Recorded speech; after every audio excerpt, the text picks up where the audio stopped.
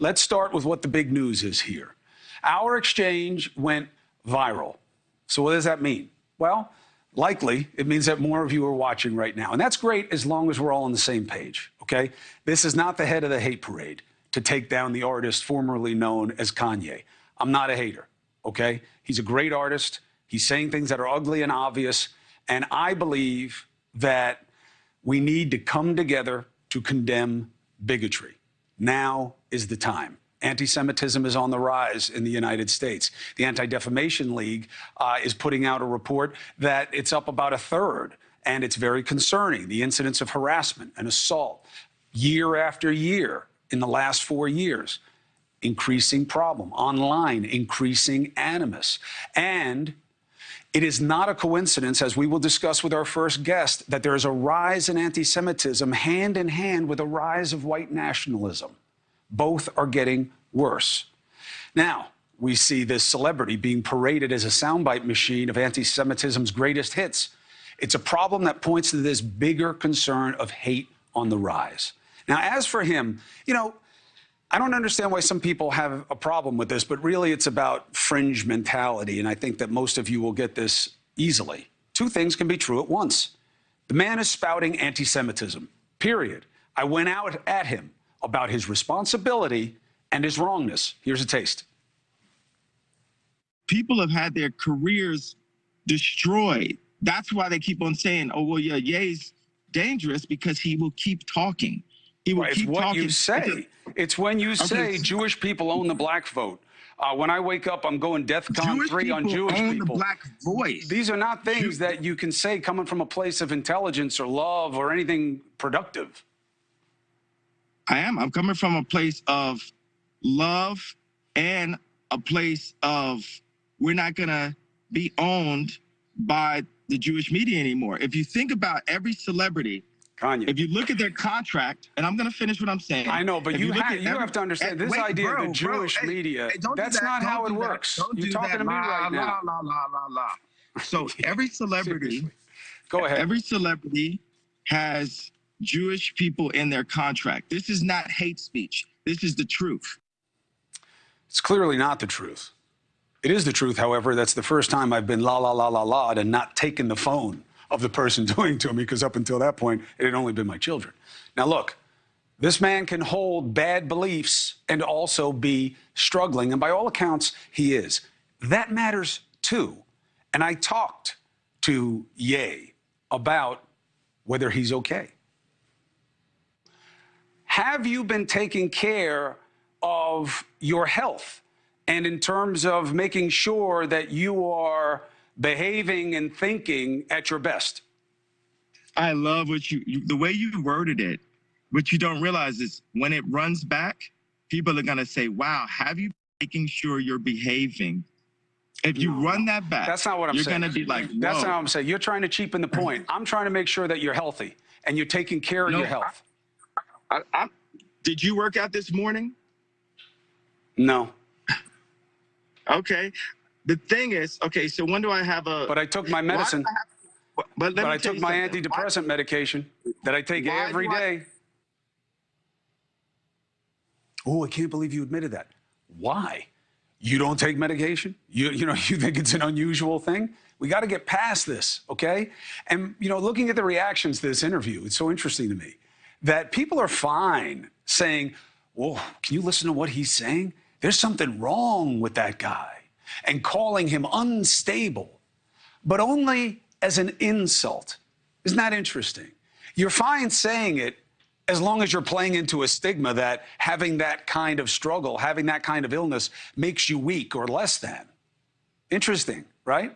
And my being concerned that he's not healthy is by some of you, most of you, get it. And you're like, good, because obviously someone has to talk to him about this. He's not taking care of himself. I agree with you. That's why I did it. I would have much rather done it in private, and I'm happy to be there. And I think he deserves the help. But the idea that it's me excusing him? No. Pointing to a health issue isn't mitigating anything, okay? It's not an excuse. His words are inexcusable. The fact that he is struggling and not treating a potential mental illness is not an excuse. It's an explanation for why he may not be in control of what's coming out of his face. Not that he doesn't own it, not that he mustn't be responsible. Two very different points, and two things can be true at once. Now, what matters now is not so much trafficking in what he was saying, okay? Leave that to social media, all right? For us, it should be why he's saying it and who is fanning the flames of this dumpster fire. Why is the man formerly known as Kanye West being celebrated by Fox News and social media's furious few on the far right? It's interesting that he changed his name, and I'm sure he has his own personal reasons, and that's fine. But it's also interesting because he clearly does have a new identity as a wedge in the battle between left and right. And that is one reason, I believe, so many are letting him fulminate about anti-Semitism. What he is saying is anti-Semitic, period. But it also allows for the owning of the left. And look, I'm not impartial on any suggestions about Jewish people. I love my Jewish brothers and sisters. I have tremendous respect for their faith. Part of my family is Jewish. Men and women in the family that we've chosen for ourselves are Jewish. Being called mishpucha, Hebrew for extended family, is a great source of pride to me. So I'm not open to any suggestion of animus about them.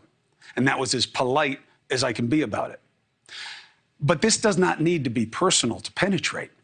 We all know it's not fair to demonize a faith or any group, not here. Especially a group that has such a present threat and a past of persecution. It doesn't matter that the speaker is black or a billionaire or a big star. And this is such an obvious point that I was surprised he had gone relatively unchecked in interviews until last night.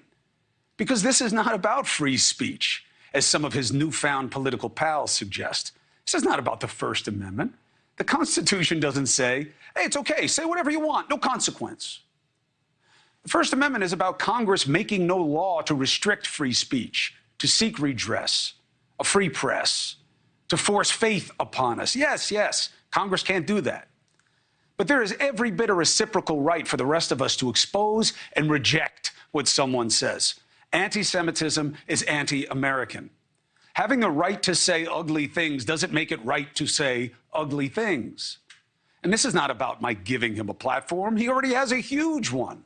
This was about countering what his platform has already afforded him. I could have said nothing.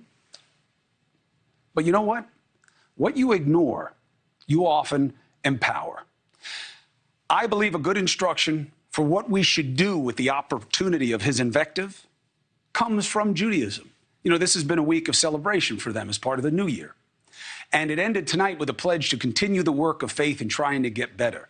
Simchas Torah. I know that's not the right way to say it. I know I'm supposed to say simcha, but I can barely speak English. And in that celebration, it's about renewing the commitment to study, to learn, to get better. We all need to come together out of common concern for decency in our politics and in our society. We are better than what he or ye is putting out there. And the enthusiasm from others for his words are a concern. My father learned from his counsel. My father was Mario Cuomo, three-term governor of New York. His counsel was the Rabbi Israel Malshewitz, and he was a great man. And he taught my father that all that really matters in his faith and for all of us, no matter what you believe, are the ideas of tzedakah and tikkun olam, that we have a responsibility to be ethical and to fight for the right thing, and that we are here to repair the universe. Tikkun olam means to complete the work of creation. It is up to us to refuse to surrender to the ugly and obvious and push for better and more decent dealings, no matter our disagreements. We are better than what is putting out there and celebrated as free speech, okay? And the enthusiasm is just as big a problem. And the timing bothers me and my first guest. Because as we have the ugly undertones of white nationalism popping up, all of a sudden we have this cancerous companion of anti-Semitism bubbling all the way up to yay.